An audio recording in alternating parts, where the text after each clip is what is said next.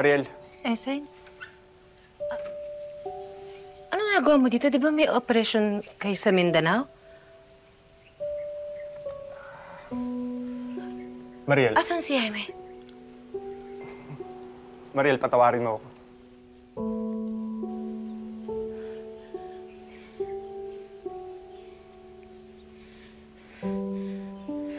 Eseng, kung ano man yung sasabihin mo, hindi totoo yan. Hindi ako naniniwala sa iyo mo ituloy. Mariel, hindi ko natupad yung pangako ko kay Jaime.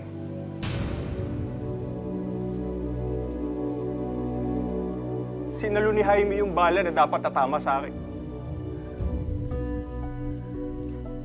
Kung hindi dahil sa kanya, ulila na yung mga anak ko. Hindi totoo yan. Pamihimay na namin mo, Eseng! Pamihimay mo! Hindi mo ni Jaime, may anak kami! May anak kami! Hindi ko kaya! Mariel. Hindi!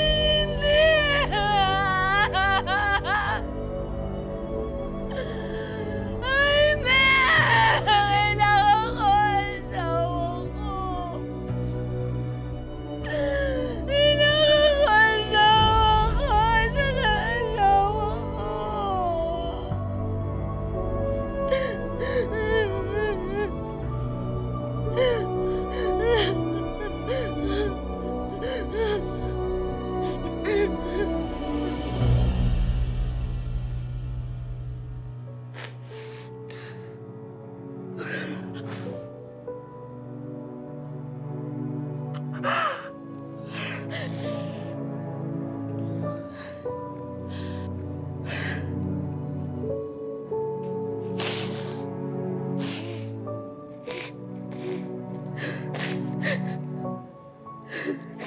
Gagaling ko lang po sa kampo, Nay.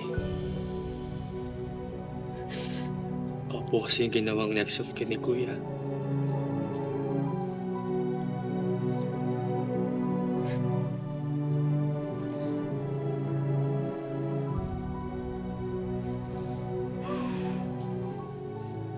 Kaya sa akin po pinukuha lahat ng gamit niya sa kampo.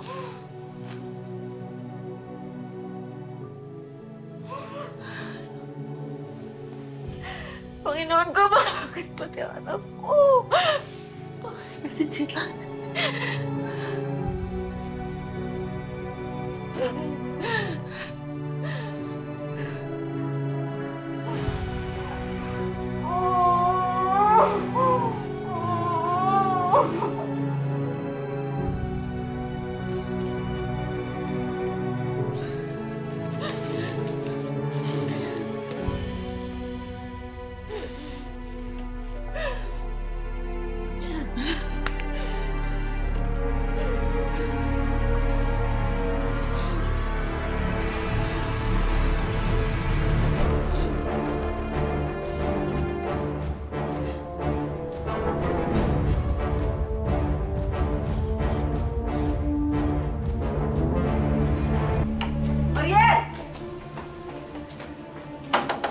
Mariel!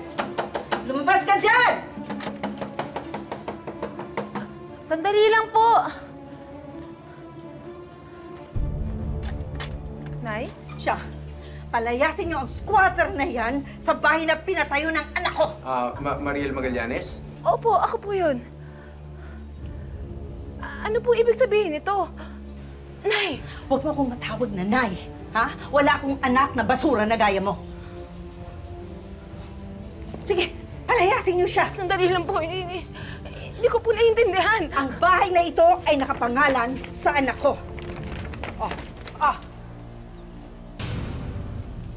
At wala siyang relasyon sa babae na yan! Hindi po totoo yun. Asawa po ako ni Jaime. Hindi kayo kasal ng anak ko! Dinadala ko po ang apo niyo, ang anak ni Jaime! At paano natin malalaman kung sino ang ama niyan, ha? Laging nasa kampo ang anak ko. Balay namin kung sino-sinong nakalandian mo dito. Ay! Nakita niyo yun! Alam ninyo, Nay, na wala ako ibang minahal kundi si Jaime!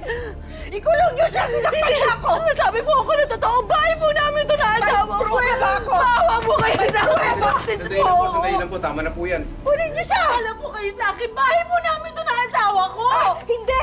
Bahay ito ng anak ko! Bahay ng anak ko! Bahay ito ng anak ko! kayo sa akin! Nakasulat ang pangalan niya rito! Hindi po kayo Mabuti nagsisinungaling. po, sa barangay na lang ninyo pag-usapan yan para masettle po ang lahat. Nay naman! Awa naman po kayo sa amin! Hindi ko po siya anak! Hindi ko siya anak! Hindi! Hindi! Kunin niyo na siya! Ano ba ginagawa niyo? Para mapag-usapan po. Sumama na po kayo. Sige na po, para po mapag-usapan niyo po na kayo. Sige na po. Tara na po.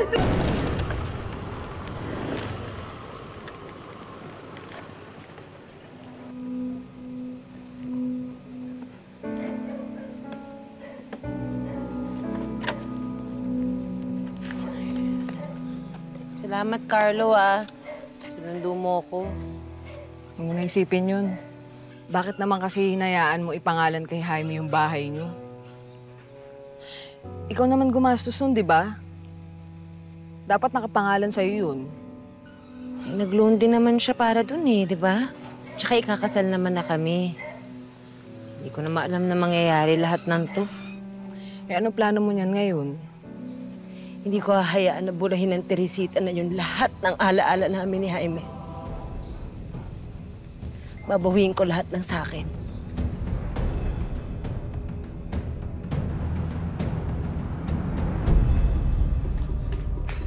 Nahihibang ka na ba talaga, Nay?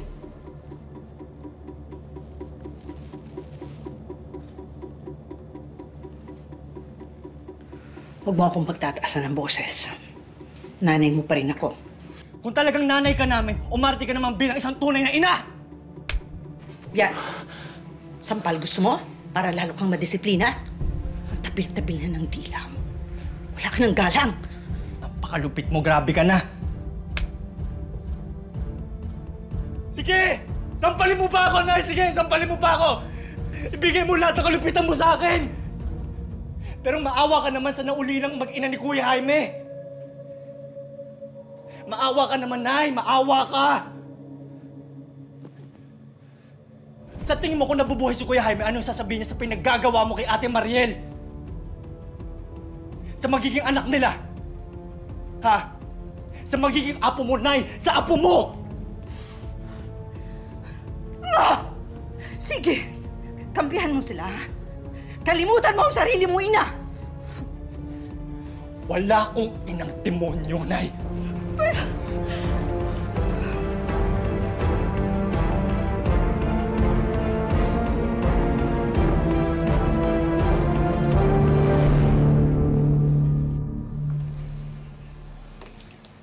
Huwag ka pong mag-alala, ate. Hindi po kita pababayaan. Isa pa, may naiwang mga gamit si Kuya. Yung mga resibo sa hulog mo sa bahay. Tutulungan po kita sa laban na to, ate.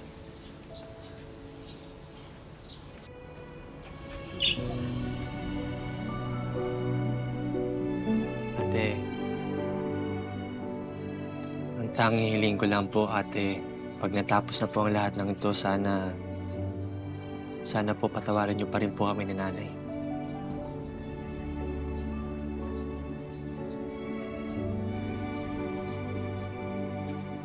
Hindi ko hawak ng bukas, Jobert.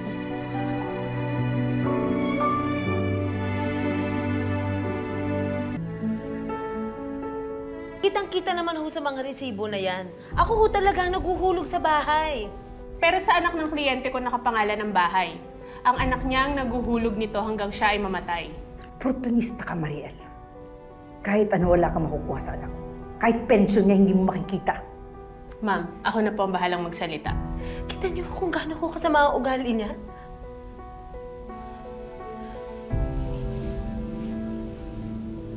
Jobert, manganganak na yata ako. Dali mo ako sa ospital! Dali mo ako sa ospital, dali! Manganganak na ako! Ah! Ah! Ah! Jobert, aray! Ah! Nay! Nay! Nay, parang awa mo na ito. Tumulong ka na, Nay. Kung may konting kabaitan ka pa sa puso mo natitira. Kasi nangako ka kay Ate Mariel, di ba? Na ikaw yung magpapanganak sa kanya. Tsaka walang kasalanan yung bata, Nay. Jobert, hindi ko na kaya. Manganganak na talaga ako! Manganganak! Jaime! Jobert, hindi ko na kaya. Jobert, manganganak na ata ako. Kaya mo, ate. Hinga lang, hinga. Aray! Sige, kumuha kayo ng mainit na tubig at malinis na tuwalya. Sige, nakuha ka doon. Jobert, alisin natin mga gamit dito. Jaime, Diyos ko, manganganak na yata ako!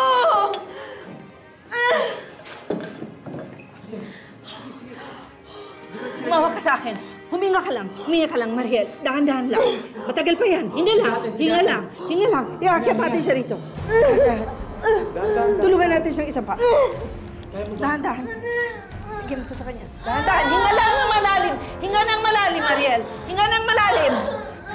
Hinga ng malalim, Mariel. Hinga lang ng malalim. Huwag ka munang iire. Hinga ng malalim, anak. Kaya mo yan, ate. Kaya mo yan. Hawak ka lang. Hawak ka maigpit, ate. Sa susunod na maramdaman mo yung matinding sakit, ha? Umiri ka ng malakas, ha? Sige, ate. Ayan na. Sige, ate. Malapit na. Isang malakas na irin na lang. Nakikita ko na ang bumbunan niya. Sige, Mariel. Sige. Isa. Dalawa. Tatlo. Ire, Mariel, ire! Ayun.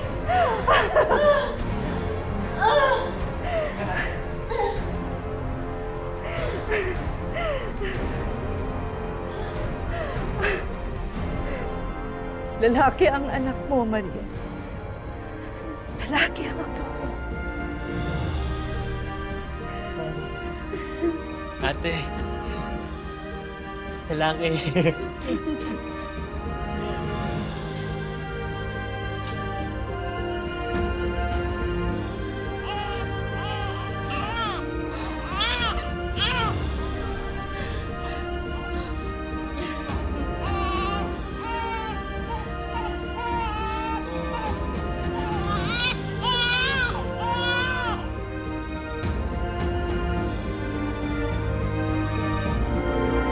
Maraming salamat sa pagsama sa ating istorya sa Tadhana. Nakaka-relate ka ba sa ating mga bida? Nako, i-comment mo na yan para sa iba't ibang kwento na punong-puno ng pag-asa at inspirasyon. Mag-subscribe na sa GMA Public Affairs at YouTube channel. I-click na rin ang bell button para lagi kang updated sa pinakabagong storya ng Tadhana.